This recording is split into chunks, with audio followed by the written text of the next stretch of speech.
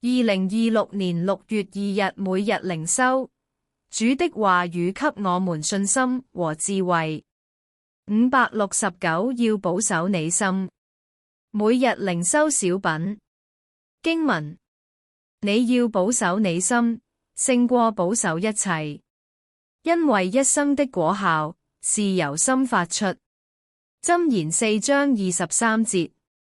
小故事。有一個讀書人為了赴京考試，每天閉門苦讀。在預備出發的前幾天，他做了一個很奇怪的夢，夢見城牆上種了一棵大白菜。夢醒後，他百思不解，不清楚這是好預兆還是壞預兆。他問了母親，母親訝異地說：什麼？城牆上怎麼可能種得活大白菜？這是不祥之兆呀！一定是暗示你此去是白種中呀！我看你還是別去考了，乾脆找一份粗活算了。他非常難過，心想：10年寒窗苦讀，難道就因為一個夢而被完全否定嗎？他心有不甘。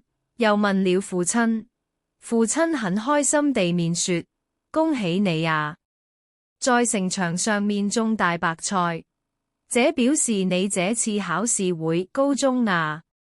默想，有人臨的頭腦中常常是一大堆的負面思想，讓自己猶豫不決，寸步難行，然後就怨天尤人，滿腹牢騷。何不改變想法，調整心態，心境就會開朗，成功的事也會臨到。禱告。